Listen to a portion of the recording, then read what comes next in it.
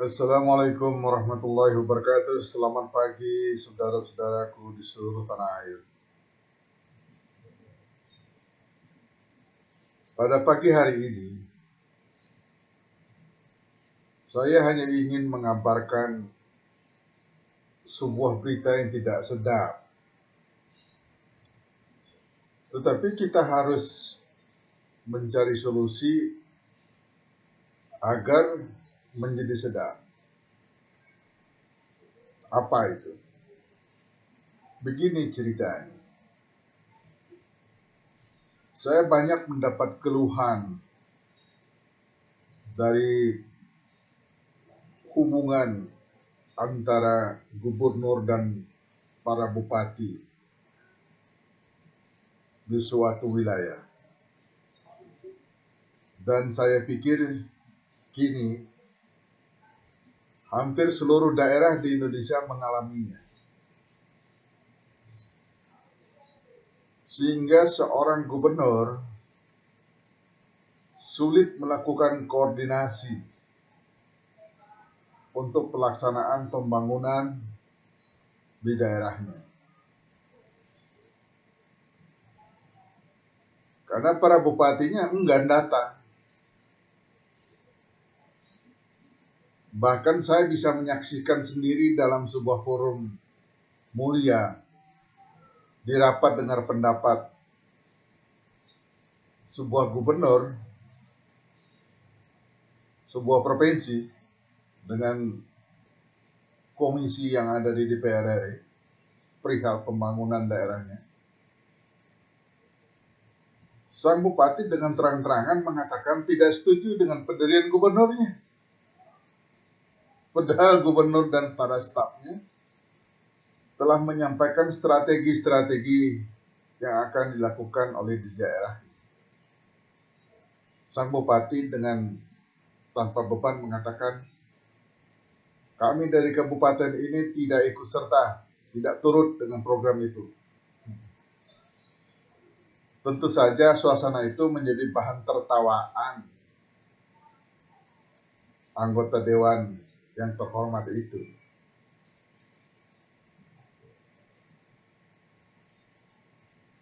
Itu hanya masalah kecil, tapi berakibat fatal. Apalagi dalam hubungan keseharian misalnya.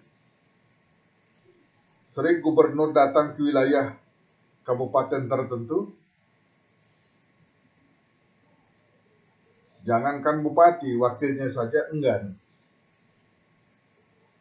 ikut serta dalam rombongan itu. Walaupun sebenarnya demi kemakmuran dan kesejahteraan masyarakatnya sendiri.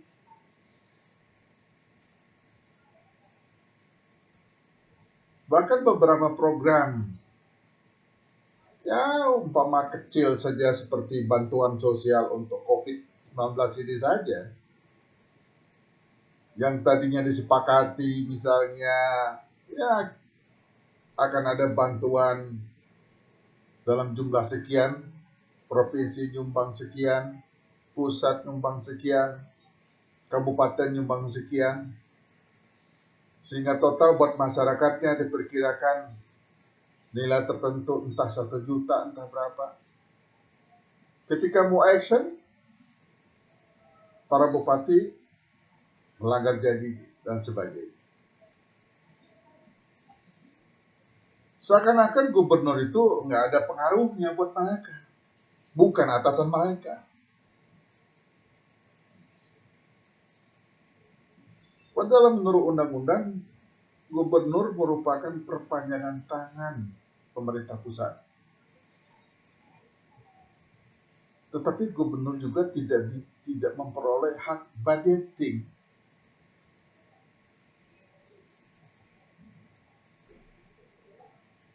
Tidak mempunyai hak budgeting itu tidak mempengaruhi apa-apa bagi kabupaten dan kota di wilayah. Rapat-rapat yang sering dijadwalkan pun sering tidak memenuhi apa yang diinginkan.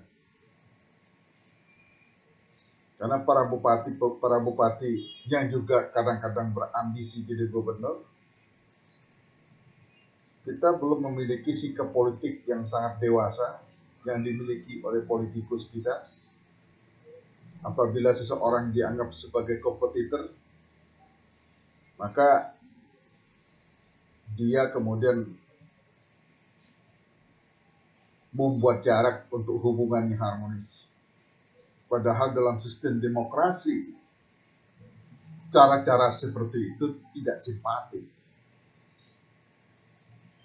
Sebuah negara demokrasi, politisi mestinya biasa berangkulan, tersenyum bersama, tertawa bersama, diskusi bersama. Seakan-akan dirinya dengan teman-teman lainnya sesama politikus bersahabat, berkeluarga. Negara demokratis begitu. Tetapi begitu terjadi persaingan, ya biasa, persaingan, perdebatan, adu argumentasi. Bukan adu fisik. Bukan adu siapa kaya siapa miskin. Adu argumentasi, adu program. Tetapi ketika tidak dalam persaingan, ya mereka biasa berteman, ngopi bersama, sarapan pagi bersama, makan siang bersama, makan malam bersama, biasa. Bercanda-canda biasa. Sebetulnya situasi itu yang diinginkan oleh pemikir-pemikir demokrasi di seluruh dunia, agar manusia itu berbudaya tinggi dalam berpolitik, jangan berbudaya rendah. Kalau kalah marah, merusak, dan sebagainya. Kalau ingin bersaing dari sekarang sudah mempersiapkan dimusuhinya musuhnya, padahal mereka masih ada koordinasi struktural dan administrasi pemerintahan. Oleh karena itu perlu dipikirkan sebuah mekanisme. Bagaimana sebetulnya demokrasi yang kita pilih tetapi tidak mencederai cara kerja para birokrat yang ada di Indonesia. Kalau hanya sekedar bahwa rakyat dapat memilih pemimpinnya secara langsung, udah benar itu. Udah demokratis banget itu. Bahkan Indonesia dikenal sebagai negara yang sangat demokratis.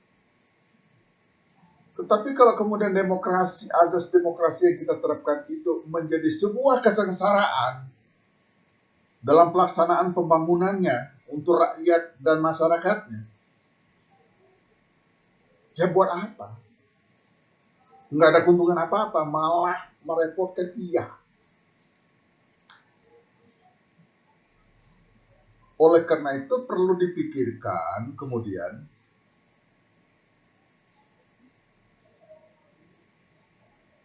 apakah yang dipilih itu cukup gubernurnya saja,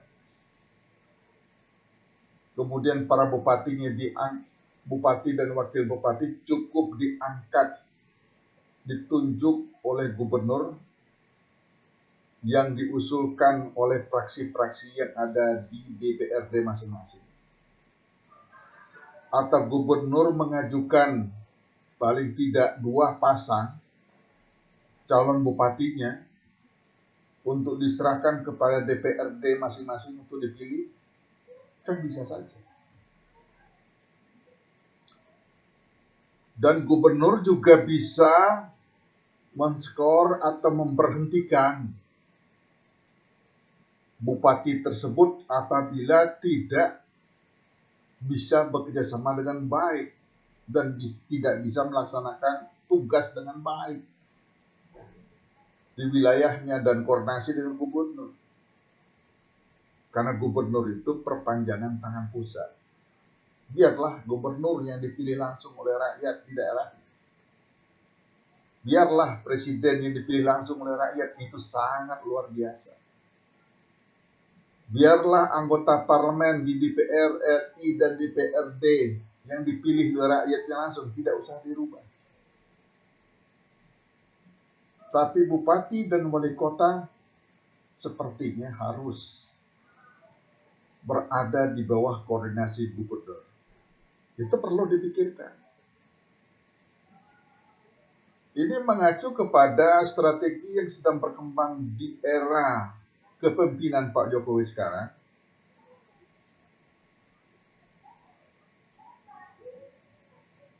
Otonomi daerah menjadi sebuah pertanyaan besar untuk membawa kesuksesan. Dulu kita membayangkan perdebatan yang sangat serius karena begitu sentralistiknya kekuasaan, sehingga kita bermimpi untuk agar daerah-daerah itu bisa berkembang dengan sendirinya, lebih cepat maju. Tapi kenyataan sekarang malah tambah rusak. Malah sering dituduh oleh presiden sebagai penghambat demokrasi, penghambat investasi. Sering daerah tidak sejalan dengan pemerintahan pusat. Pemerintah daerah sering dituding melahirkan raja-raja kecil. Bupati-bupati, wali kota sering disebut sebagai raja-raja kecil di daerahnya masing-masing.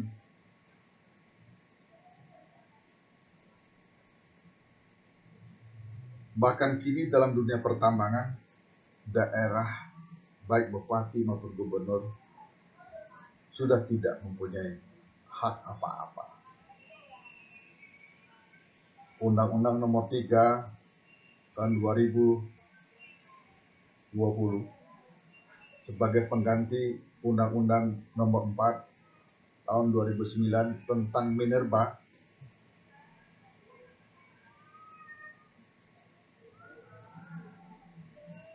kekuasaan bupati dan gubernur atas mineral tambang di daerahnya masing-masing nggak ada lagi. Kecuali nanti kalau Kementerian SDM membutuhkan kepala daerah atau Pak Gubernur atau Ibu Gubernur untuk melaksanakan beberapa tugas bagian untuk meringankan beban Kementerian SDM.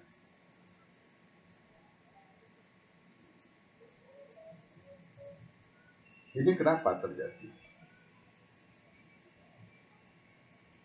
Ini karena pemerintah pusat semakin hari semakin kehilangan kepercayaan terhadap daerah. Menghambat investasi lah, lamban lah, sehingga ribuan perda yang berkaitan dengan pelaksanaan pembangunan di daerahnya masing-masing yang disusun dengan jerih payah dan uang yang tidak sedikit itu dibatalkan oleh Kemendagri karena dianggap tidak sesuai, tidak sejalan dengan pemikiran dan kebijaksanaan pusat. Nah, kalau seperti ini persoalannya, kita menjadi serius. Miliaran bahkan triliunan anggaran untuk daerah kabupaten itu menjadi sebuah pertanyaan besar. Kalau dalam koordinasi saja menghadapi kendala, bagaimana pelaksanaannya? Padahal pilkada itu bukan diselenggarakan dengan biaya yang kecil. Puluhan miliar dihabiskan. Calon-calon bupatinya juga menghabiskan puluhan miliar untuk memenangkan pertandingan. Sehingga saya patut pada kesempatan ini, yuk kita berpikir secara waras saja. Kalau memang lebih banyak negatifnya daripada positifnya, lebih banyak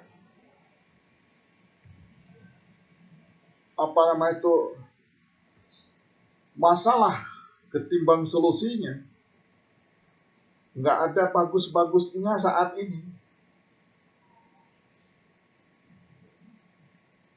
kekuasaan-kekuasaan yang dimiliki oleh bupati itu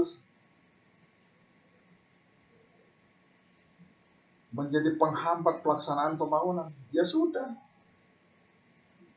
kita sepakat saja bahwa yang dipilih itu hanya presiden dan gubernur.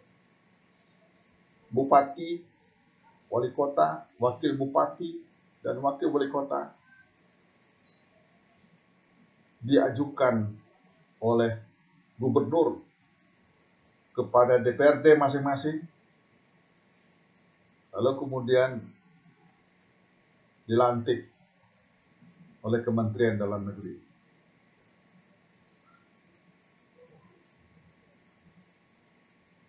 Saya pikir ini jauh lebih efektif, lebih efisien.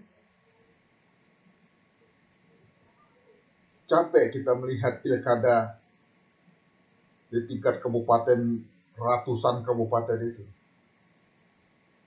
Habis anggaran kita kalau kemudian akan menghasilkan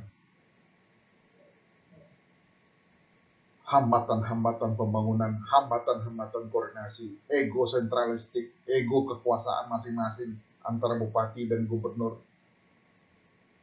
Saya yakin gubernur seluruh Indonesia, kecuali DKI Jakarta barangkali, mengalami hal yang sama. Jangankan ajak diskusi, berunding, mengadakan rapat, mencari solusi terbaik. Diundang saja belum tentu mereka datang. Tidak ada kewajiban bupati atau wali kota untuk wajib memenuhi undangan gubernur.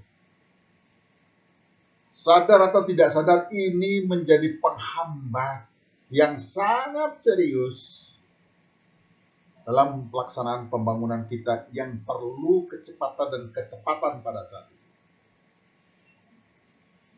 Ini tidak usah dibiarkan. Jangan berlarut-larut. Buang waktu, buang biaya kita. Sudahlah. Rakyat tidak akan marah kalau hanya bupati dan wali kota tidak mereka pilih.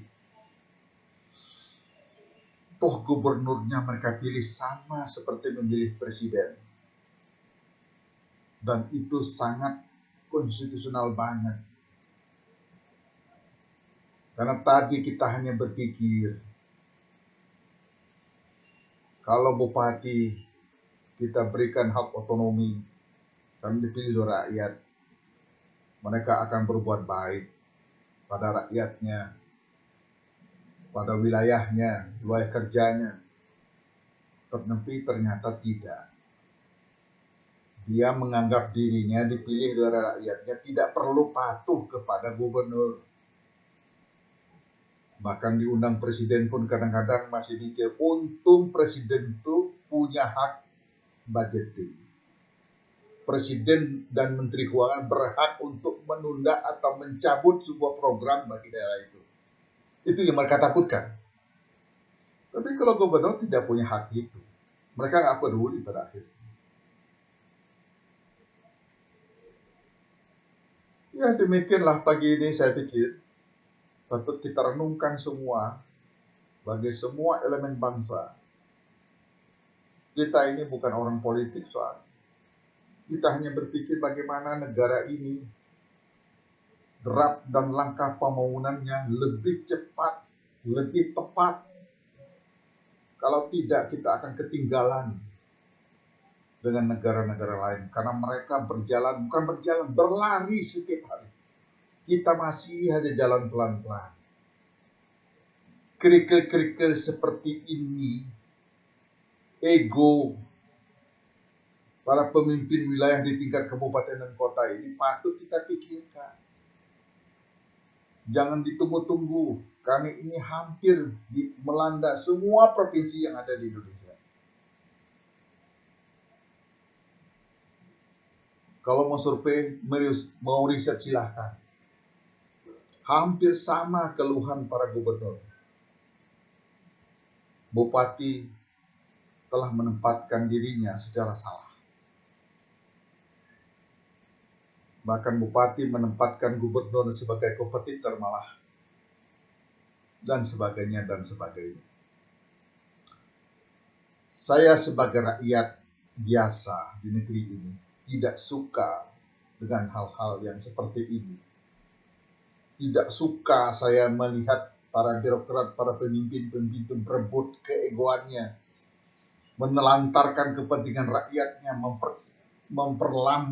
lambat gerak pembangunan, sangat lambat. Saya memperkirakan sebuah pekerjaan bisa saya kerjakan hanya dalam 1 jam, tetapi untuk birokrat itu memerlukan waktu berbulan-bulan. Hanya sekedar hambatannya ego birokrasi. Hanya hambatannya soal tradisi-tradisi lama yang kini mereka belum pernah pahami bahwa dunia sudah berubah. Perlu kecepatan dan ketepatan. Saya ucapkan sampai di sini. Selamat pagi. Assalamualaikum warahmatullahi wabarakatuh.